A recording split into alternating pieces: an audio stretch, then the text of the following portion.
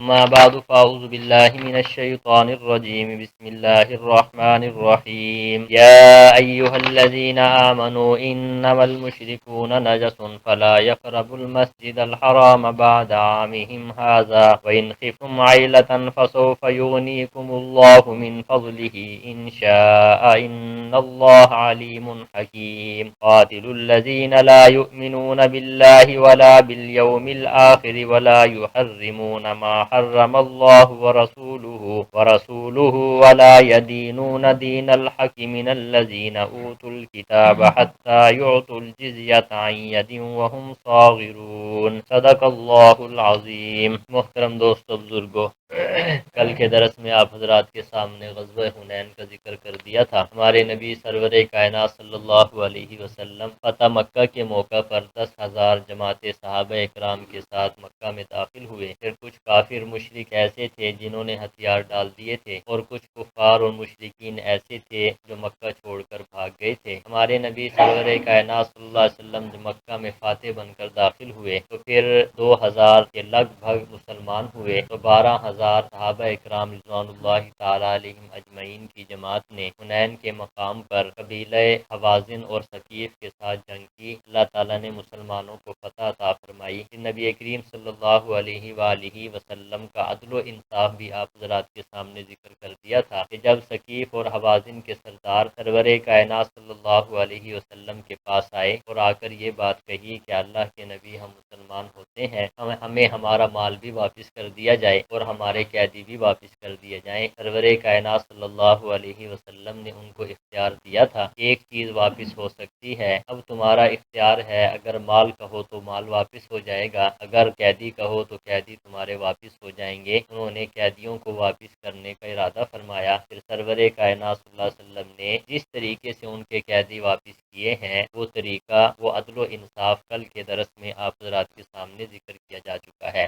آج کی یہ جو 2 آیات مبارکہ ہیں، ان 2 آیات میں سے پہلی جو آیت مبارکہ ہے، پہلی آیت مبارکہ کے اندر واضح طور پہ اعلان کر دیا گیا ہے کہ آج کے بعد مشرک جو ہیں وہ مسجد حرام میں داخل نہ ہو۔ یہ بات پہلے ذکر کی جا چکی ہے کہ فتح مکہ کے موقع پر بھی متولی کعبۃ اللہ کے مشرک ہی تھے۔ ہمارے نبی مدینہ میں تشریف لائے تو مشرک ہی اس کے کیا تھے بھائی؟ متولی۔ 8 ہجری کے اندر مکہ فتح ہوا، 9 ہجری کے اندر سرور کائنات صلی اللہ علیہ وسلم نے حضرت ابو بکر صدیق رضی اللہ تعالیٰ عنہ کو حج کا امیر بنا کر صحابہ اکرام کے ساتھ وہاں پہ بھیجا۔ آپ کے ساتھ حضرت علی بھی تھے، اور آپ نے فرما دیا کہ اعلان کر دینا فلاں فلاں مقام پر، جگہوں پر، کہ مشرک جو ہیں وہ 4 مہینے تک ٹھہر سکتے ہیں، اس کے بعد ان کو ٹھہرنے کی گنجائش نہیں ہے۔ یہ جب 9 ہجری گزر گئی تو 10 ہجری کے اندر سرور کائنات صلی اللہ علیہ وسلم نے حج فرمایا۔ تو 10 ہجری کے اندر حج فرمانے کے بعد ربیع الاول میں آپ دنیا سے تشریف لے گئے۔ تو 10 ہجری کے اندر اعلان کیا گیا کہ مشرک نجس ہیں، وہ آج کے بعد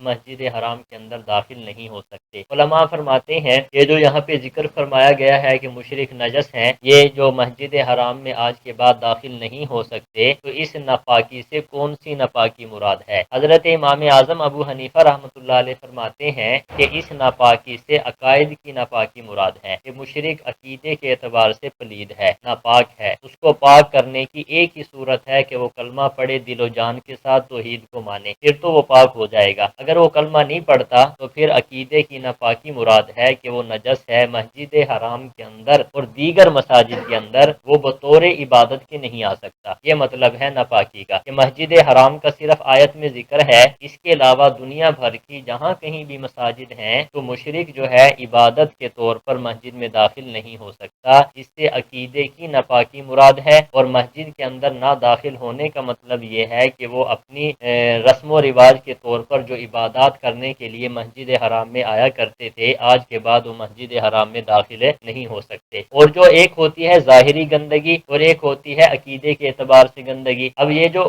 مشرک کو نجس کہا گیا ہے یہ عقیدے کے اعتبار سے کہا گیا ہے، وگرنہ ظاہری گندگی اور حدث جس کو ہم مانوی ناپاکی کہتے ہیں، تو مسلمان بھی اگر ناپاک ہو جائے تو وہ بھی مسجد میں نہیں آ سکتا۔ مثال کے طور پہ اگر غسل جنابت ہو جائے، کسی انسان پہ غسل فرض ہو گیا، یا کوئی عورت ایسی ہے جس کو حیض آ رہا ہے، یا کوئی عورت ایسی ہے جس کو نفاس کا خون آ رہا ہے، تو فرمایا وہ اگرچہ ظاہر اس کا بالکل پاک ہے، جسم کے اوپر کوئی گندگی نہیں لگی ہوئی، خون نہیں لگا ہوا، پیشاب پخانہ نہیں لگا ہوا، تو جنبی آدمی جس پر غسل فرض ہے یا حائضہ عورت یا نفاس والی عورت وہ مسجد میں بالکل داخل نہیں ہو سکتی، اب وہ ناپاک ہے۔ اسی طریقے سے وہ قرآن مجید کو ہاتھ بھی نہیں لگا سکتا جنبی آدمی اور حائضہ عورت اور نفاس والی عورت۔ اسی طریقے سے جو جنبی آدمی ہے یعنی جس پر غسل فرض ہے وہ ناپاک ہے، قرآن مجید کی تلاوت وہ زبانی نہیں کر سکتا، نہ ہاتھ لگا سکتا ہے اور نہ کیا ہے بھائی بغیر ہاتھ لگائے زبان سے بھی قرآن مجید کی جنبی آدمی تلاوت نہیں کر سکتا۔ یہ احکامات تو مسلمان کے لیے بھی ہیں، لیکن اس کے ساتھ اگر کوئی جنبی آدمی ہے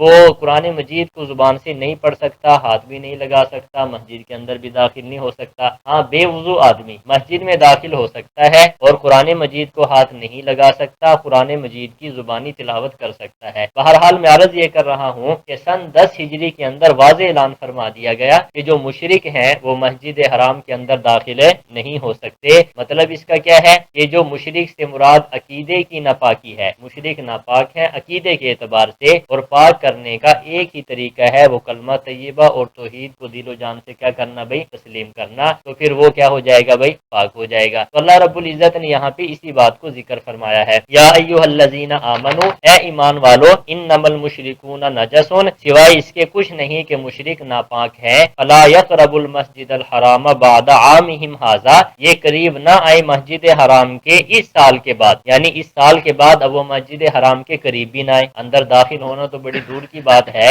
اپنی عبادت جو رسم و رواج کے طور پہ وہ کیا کرتے تھے، آج کے بعد وہ مسجد حرام کے اندر داخل نہ ہو، عبادت کی غرض سے بالکل داخل نہیں ہو سکتے۔ اب یہاں پہ مسجد حرام کا ذکر ہے اور اس کے اندر دیگر مساجد بھی آ گئی، دنیا بھر کی جتنی مساجد ہیں ان کے اندر جو ہے وہ عبادت کے لیے مشرک داخل نہیں ہو سکتے۔ اب جو یہ مسلک تھا امام اعظم ابو حنیفہ رحمہ اللہ تعالیٰ کا، فرماتے ہیں کہ اگر مشرک پاک ہے، جسم کے اوپر گندگی لگی ہوئی نہیں ہے، وہ تو ضرورت کے تحت اس کو مسجد میں لایا جا سکتا ہے، جیسا کہ ہمارے نبی سرور کائنات صلی اللہ علیہ وسلم کے پاس حوازن اور ثقیف کے جو سردار آئے تھے، جو کل میں نے ذکر کیا ہے کہ ہم اللہ کے نبی مسلمان ہوتے ہیں، ابھی وہ مسلمان نہیں ہوئے تھے، لیکن وہ کہاں پہ آئے تھے بھائی مسجد کے اندر آئے تھے سرور کائنات صلی اللہ علیہ وسلم کے پاس۔ اسی طریقے سے ایک حدیث مبارکہ کے اندر آتا ہے ثمامہ بن اسال ایک مشرک انسان تھا، مدینہ منورہ کے قریب رہا کرتا تھا، تو کیا ہے اس کو بھی مسجد نبوی کے اندر کیا ہے رکھا گیا سرور کائنات صلی اللہ علیہ وسلم کے حکم سے۔ اگر مشرک کے جسم پر گندگی ظاہری لگی ہوئی نہیں ہے تو پھر ضرورت کے تحت وہ مسجد میں آ سکتا ہے۔ یہ مذہب کس کا ہے بھائی امام اعظم ابو حنیفہ رحمہ اللہ تعالیٰ کا۔ باقی جو تین ائمہ ہیں، امام مالک ہیں، امام شافعی ہیں، امام احمد بن حنبل ہیں، وہ فرماتے ہیں کہ مشرک مسجد میں داخل ہی نہیں ہو سکتا، بالکل ہی داخل نہیں ہو سکتا۔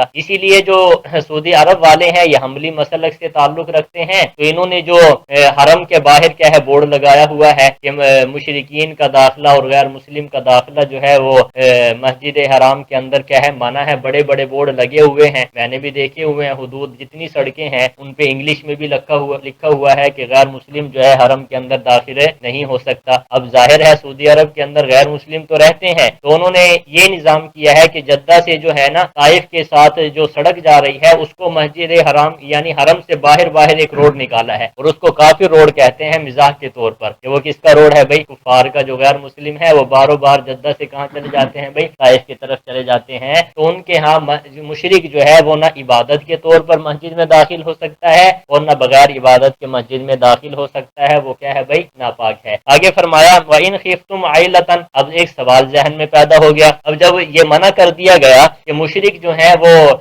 حرم کے اندر داخل نہیں ہو سکتے، مسجد حرام کے قریب ہی نہیں آ سکتے، اب مشرکین سارے کے سارے کیا تھے بھائی تاجر، مکہ کے اندر جو لوگ رہنے والے تھے وہ کیا تھے تاجر، ان کا نظام جو چلا کرتا تھا وہ تجارت میں چلا کرتا تھا، تجارت کیا کرتے تھے، دوسرے ملکوں میں جایا کرتے تھے، اور دوسرے لوگ حج کے لیے مکہ میں آیا کرتے تھے، حج بھی کرتے تھے ساتھ کیا کرتے تھے تجارت بھی کیا کرتے تھے۔ اب سوال اب جو مدینہ طیبہ کے اندر جو لوگ رہا کرتے تھے ان کا زیادہ تر جو نظام تھا یا معیشت تھی وہ کھیتی باڑی پر تھی، وہ لوگ کیا ہے زیادہ کاشتکار تھے، تو اب یہ سوال ذہن میں پیدا ہوا کہ جب مسجد حرام کے قریب مشرکین کی پابندی لگا دی گئی کہ وہ مسجد حرام میں داخل نہیں ہو سکتے، تو پھر نظام زندگی کیسے چلے گا؟ وہ تاجر لوگ ہیں اور کیا ہے بھئی ہم زندگی کیسے گزاریں گے، تجارت کے ذریعے مال کیسے کمائیں گے، ہماری معیشت کا کیا نظم ہوگا، یہ سوال ذہن میں پیدا ہوتا ہے۔ اللہ تعالیٰ نے اس سوال کا جواب بھی ارشاد فرما دیا، فرمایا وَإِنْ خِفْتُمْ عَيْلَةً فَسَوْفَ يُغْنِيكُمُ اللَّهُ مِنْ فَضْلِهِ، اگر تمہیں اندیشہ ہو فقر کا، اگر تمہیں اندیشہ ہو، عائلہ کسے کہتے ہیں بھئی؟ فقر کا، یہ ہم فقر و فاقہ ہو جائے گا، فرمایا اللہ تعالیٰ تمہیں اپنے فضل سے مالدار کر دے گا، اللہ تعالیٰ تم کو اپنے فضل سے کیا کر دے گا؟ مالدار کر دے گا، انشاء اگر چاہے گا۔ اب اللہ تعالیٰ نے اس کو بھی دور فرما دیا، وہ کیسے کہ مشرکین کو مسلمان ہونے کی توفیق دے دی۔ اب کتنے مشرک ہیں جو کیا ہوئے بھئی؟ سرور کائنات صلی اللہ علیہ وسلم پہ ایمان لے کر آئے، مسلمان ہوئے، پھر وہی مسلمان کیا بن گئے بھئی؟ تاجر بن گئے۔ آج تک اللہ رب العزت نے حرم کی معیشت کو ایسے ہی رکھا ہوا ہے کہ کوئی کسی قسم کی فقر کی کوئی پریشانی نہیں ہے۔ اللہ تعالیٰ نے اپنے فضل و کرم سے اس بات کو کیا فرما دیا؟ دور فرما دیا جو ذہنوں کے اندر شبہ تھا۔ ان اللہ علیم حکیم، بے شک اللہ تعالیٰ علم والے بھی ہیں اور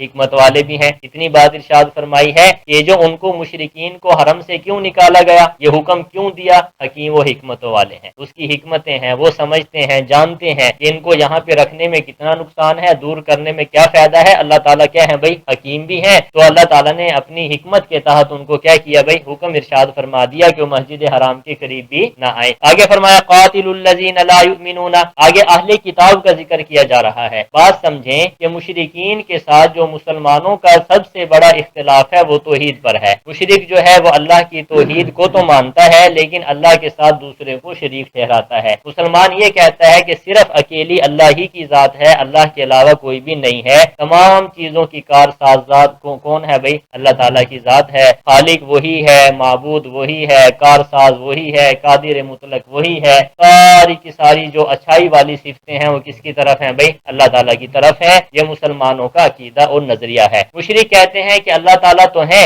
عبادت اللہ تعالیٰ کی بھی کرنی ہے لیکن اللہ تعالیٰ کے ساتھ کسی اور کی بھی کرنی ہے۔ تو بہرحال مشرکین کے ساتھ جو مین اختلاف ہے وہ کس پر ہے بھائی؟ عقیدہ توحید پر ہے۔ اور اہل کتاب کے ساتھ جو مسلمانوں کا اختلاف ہے وہ ایک بات پر ہے کہ اہل کتاب اللہ تعالیٰ کو بھی مانتے ہیں اور رسولوں پر بھی مان لے کر آتے ہیں، کتابوں پر بھی مان لے کر آتے ہیں، عقیدہ آخرت پر بھی مان لے کر آتے ہیں، لیکن اہل کتاب کے ساتھ جو مسلمانوں کا اختلاف ہے وہ یہ ہے کہ اہل کتاب چاہے یہودی ہوں چاہے عیسائی ہوں وہ سرور کائنات صلی اللہ علیہ وآلہ وسلم کو اللہ کا نبی نہیں مانتے۔ یہ ان کے ساتھ کیا ہے بھائی؟ مسلمانوں کا اختلاف ہے۔ اللہ تعالیٰ نے اگلی آیت مبارکہ کے اندر اسی بات کو ذکر فرمایا ہے کہ مشرکین کو جو ہے وہ حرم سے نکال دیا، واضح اعلان فرما دیا کہ مشرک مسجد حرام کے قریب نہ آئے۔ اب سرور کائنات صلی اللہ علیہ وسلم نے ارادہ فرما لیا تھا کہ یہود و نصارہ کو بھی ہم نے نکالنا ہے، کس سے بھائی؟ عرب سے، جزیرہ عرب سے یہود و نصارہ کو بھی کیا کرنا ہے بھائی؟ نکالنا ہے۔ حدیث پاک میں آتا ہے